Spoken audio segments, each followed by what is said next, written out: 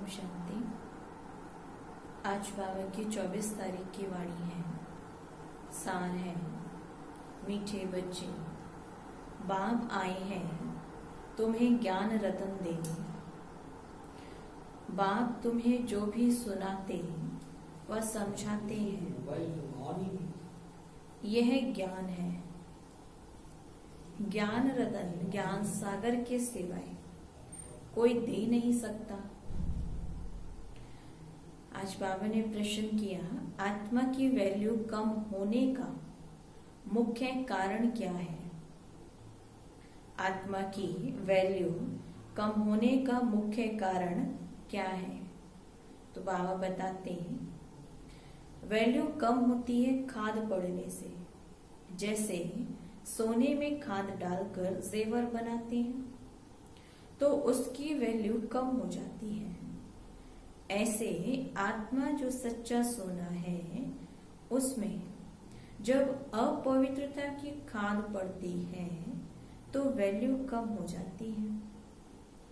इस समय तमो प्रधान आत्मा की कोई वैल्यू नहीं है, शरीर की भी कोई वैल्यू नहीं है। आत्मा तमो प्रधान है तो शरीर भी तमो प्रधान, तो दोनों की जिससे वैल्यू नहीं है। अभी तुम्हारी आत्मा और शरीर दोनों याद से वैल्यूबल बन रहे हैं। तो बाबा समझाते हैं कि जितना हम बाबा की याद में रहेंगे ये आत्मा प्योर होती जाएगी तो उसका जो शरीर अर्थात जेवर है वो भी पावन बनता जाएगा, पावन शरीर मिलेगा। गीत है, ये कौन आज आया सवेरे सवेरे। ओम शांति। मीठे मीठे रूहानी बच्चों प्रति बाप बैठ समझाते हैं और याद की युक्तियां भी बता रहे हैं। बच्चे बैठे हैं, बच्चों के अंदर में है शिव भोले बाबा आया है। बच्चों को रहता है उमंग की बाप आए हैं। समझो आधा घंटा शांत में बैठ जाते हैं, बोलते नहीं है तो तुम्हारे अंदर आत्मा कहेगी कि शिव बाबा कुछ बोले। अंदर में समझते हो कि बाबा कुछ बोले, ज्ञान रतन देवे। अब बाप आए हैं तुम बच्चों को ज्ञान रतन देने के लिए। तो बाप आए हैं बच्चों को ज्ञान रतन देने, वह ज्ञान का सागर है ना। कहेंगे बच्चे देही अभिमानी हो रहो, बाप को याद करो, ये हुआ ज्ञान। बाबा समझ दे रहा है कि अपने को आत्मा समझना है, आत्मा समझ कर कर्म करो, आत्मा समझ कर रहो, यही तो क्या है, ज्ञान है। बाप कहते हैं इस ड्रामा के चक्र को, सीढ़ी को, बाप को याद करो, ये हुआ ज्ञान। एक अपने को आत्मा समझ के बाप को याद किया, ये भी ज्ञान है। ड्रामा को, सीढ़ी को और बाप को याद करना, ये भी ज्ञान है। बाप जो कुछ समझाएंगे उसको ज्ञान कहेंगे। तो याद की यात्रा भी समझाते रहते हैं, ये सब है ज्ञान रतन। याद की बात तो समझाते हैं, ये रतन बहुत अच्छे हैं। बाप कहते हैं अपने 84 जन्मों को याद करो। तुम पवित्र आए थे, फिर पवित्र होकर ही जाना है। कर्मातीत अवस्था में जाना है और बाप से पूरा वर्षा लेना है। वह तब मिलेगा। वर्षा कब मिलेगा? वह तब मिलेगा जब आत्मा सतो प्रधान बन जाएगी याद के बल से। ये अक्षर बहुत वैल्यूबल है।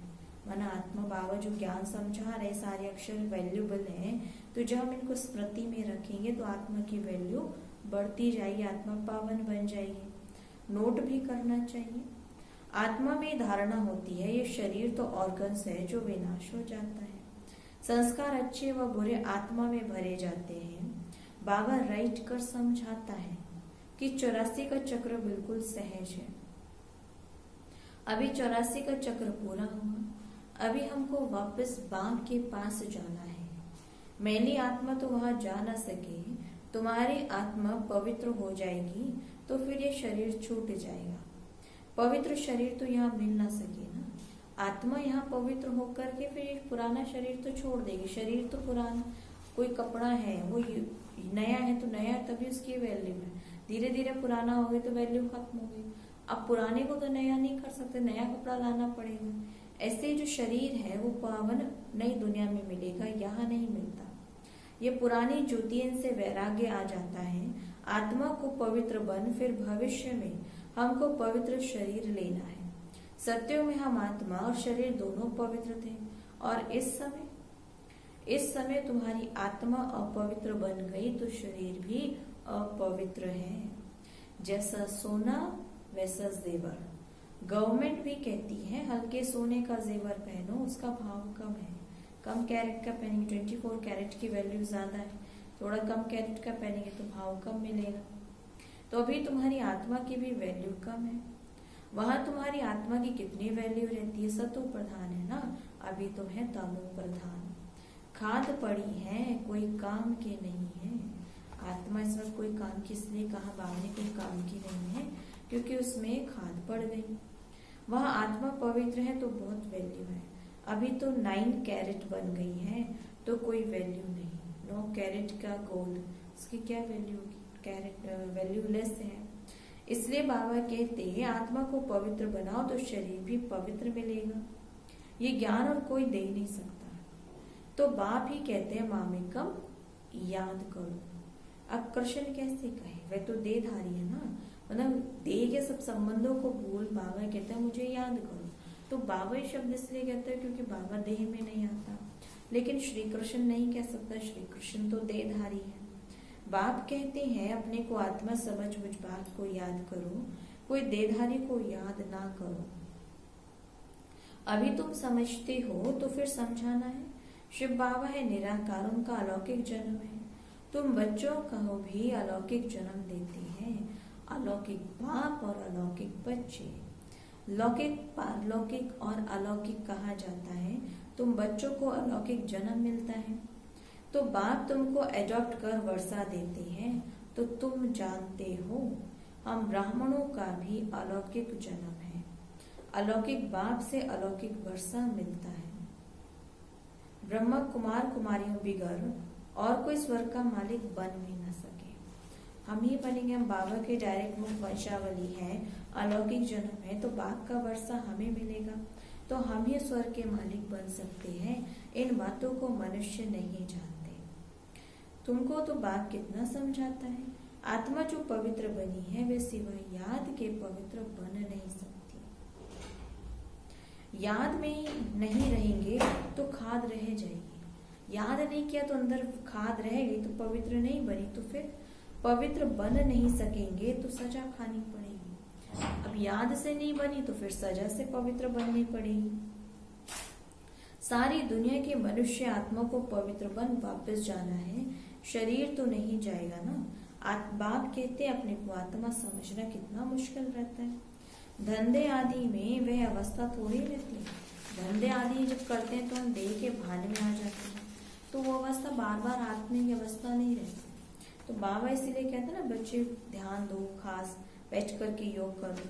बाप कहते अच्छा अपने को आत्मा नहीं समझते हो तो शिव बाबा को याद करो। धंधा आदि ये करते यही मेहनत करो कि मैं आत्मा इस शरीर से काम करती हूँ, मैं आत्मा शिव बाबा को याद करती हूँ। आत्मा ही पहले पहले पवित्र थी, अब फिर पवित्र बनना है। ये मेहनत है, इसमें बड़ी जबरदस्त कमाई है। यहाँ कितने भी साहूकार हैं, अरब खरब है, परंतु वह सुख तो नहीं है ना। सबके सिर पर इस वक्त दुख है, क्योंकि है ही दुखों की दुनिया। इस वक्त दुख धाम है, तो दुखों की दुनिया है, तो सबके सर पर दुख है। फिर जो पाप कर्म है उसका भी तो रिटर्न मिल रहा है ना, तो वो भी दुख का कारण है। बड़े बड़े राजे प्रेसिडेंट आदि आज हैं, कल उनको मार देते हैं, ये भी दुख हो गया। विलायत में क्या क्या होता है। अब देखो साहूकारों पर, राजाओं पर तो मुसीबत है ना। वो तो अकेले कहीं जाते नहीं, बॉडीगार्ड लेके जाना, सिक्योरिटी साथ रखनी पड़ती है, तो उनके हिसाब से चलना करना है। बाबा कहते हैं उनको देखो कितनी मुसीबत है। बड़े बड़े पोस्ट पर हैं, बड़े बड़ी थ्योरिटी वाले साहूकार हैं, तो उनके लिए तो मुसीबत हो गई। यहाँ भी जैसे राजाएं थे वे प्रजा बन गए, राजाओं पर फिर प्रजा का राज्य हो गया। ड्रामा में ऐसे नोंद है, पिछाड़ी में यह हाल होता है। बहुत ही आपस में लड़ते रहेंगे। तुम जानते हो कल्प पहले भी ऐसा हुआ था, तुम गुप्त भेष में दिल व जान, सिख व प्रेम से अपना गवाया हुआ राज्य लेते हो। इस वक्त हम बाबू को जितने प्यार से याद करते हैं तो जो गवाया हुआ राज्य है वो वापस हमें मिल जाता है। तुमको पहचान मिली है, हम तो मालिक थे, सूर्यवंशी देवताएं थे, अभी फिर वह बनने के लिए पुरुषार्थ कर रहे हो, क्योंकि यहाँ तुम सत्य नारायण की कथा सुन रहे हो। तो बाप द्वारा हम नर से नारायण कैसे बने, ये बाबा राज्यों को सिखलाता है। भक्ति मार्ग में कोई सिखला ना सके, मनुष्य भी, कोई भी मनुष्य को बाप टीचर गुरु नहीं कहेंगे। भक्ति में कितनी पुरानी कहानियां बैठ सुनाते हैं। अब तुम बच्चों को 21 जन्म विश्राम पाने के लिए पावन भी जरूर बनना पड़ेगा। बाप कहते हैं अपने को आत्मा समझो। आधा कल्प का ड्रामा अनुसार देह अभिमानी तो रहते हैं, अब देही अभिमानी बनना है। ड्रामा अनुसार अब पुरानी दुनिया को बदलना या बनाना है।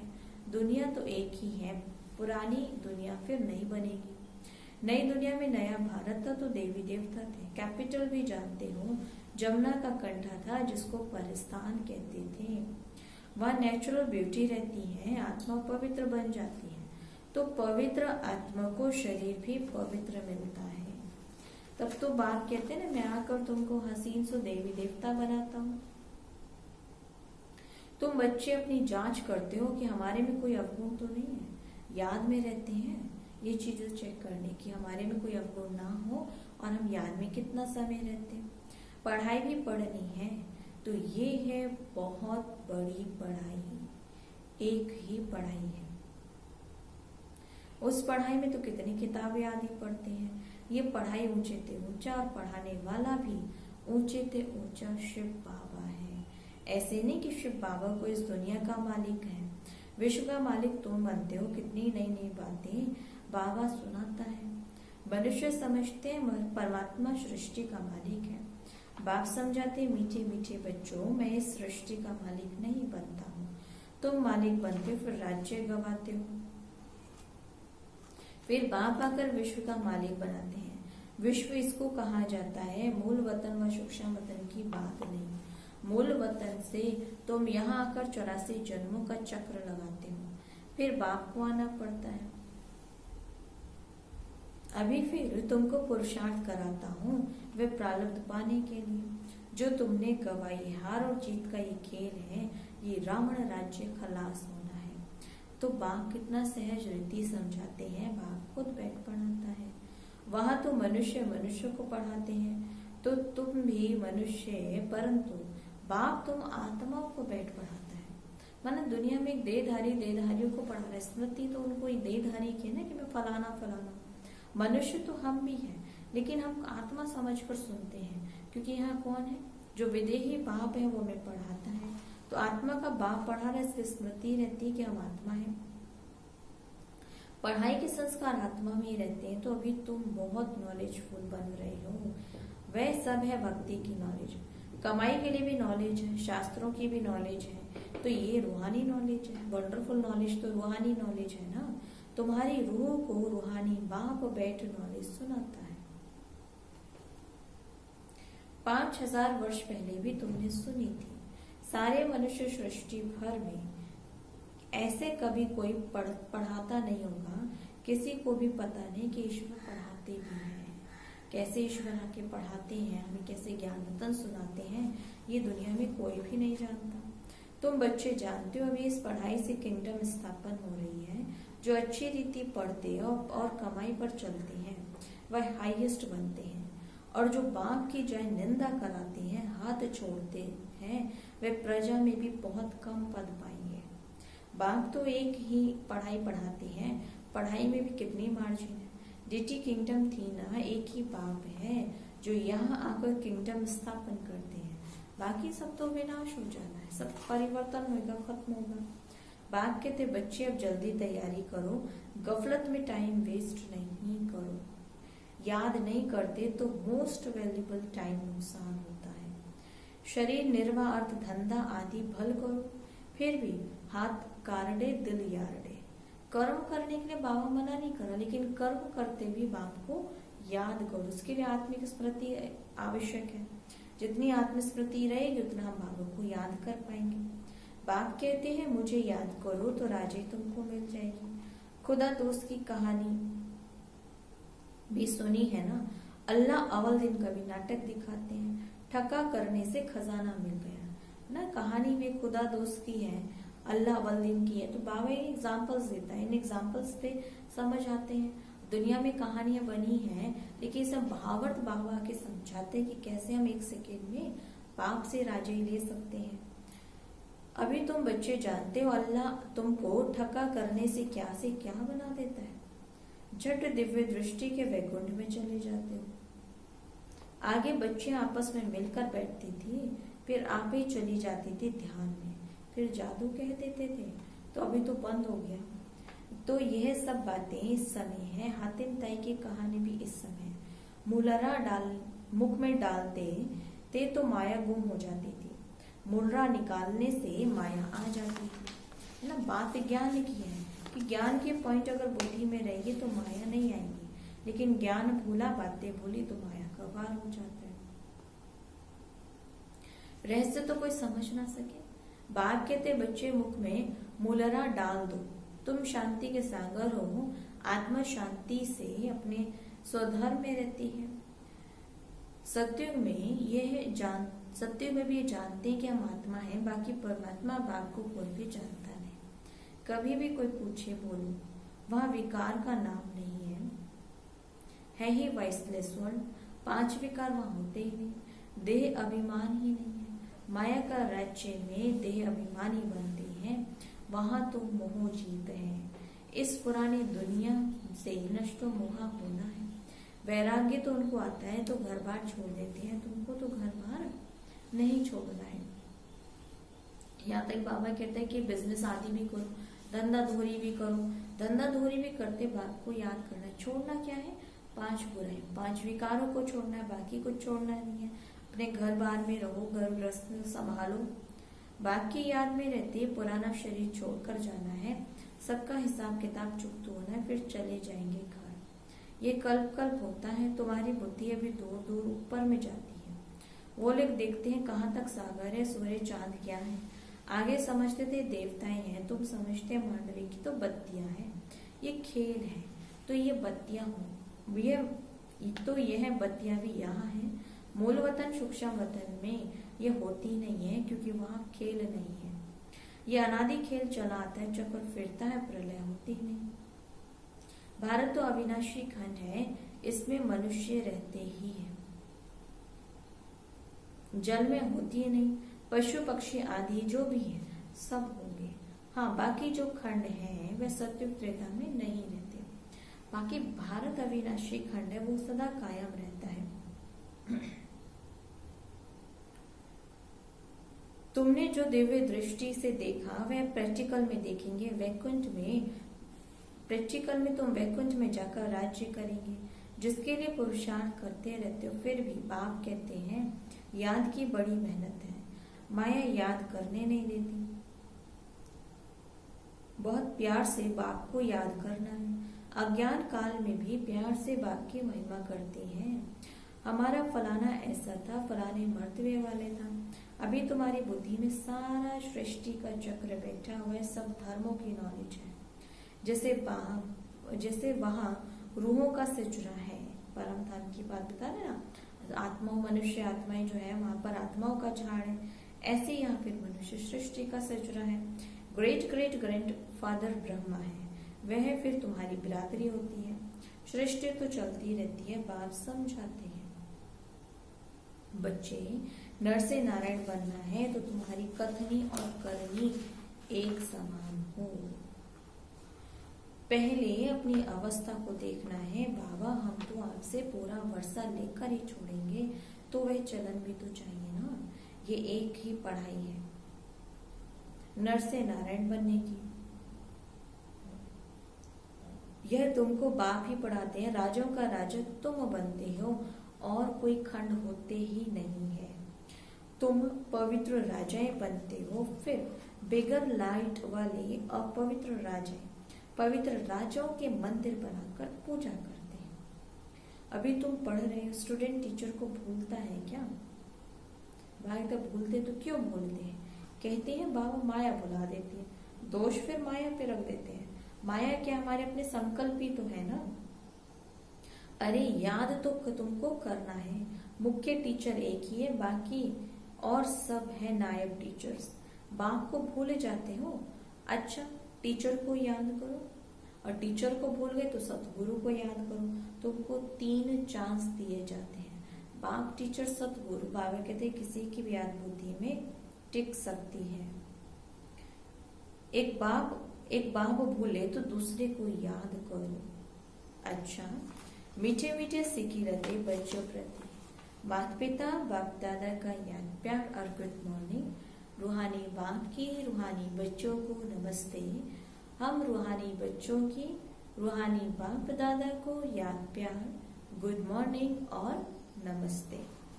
धारणा के पॉइंट है, फर्स्ट है बाप से पूरा वर्षा लेने के लिए जो कथनी हो वही करनी हो, इसका पुरुषार्थ करना है,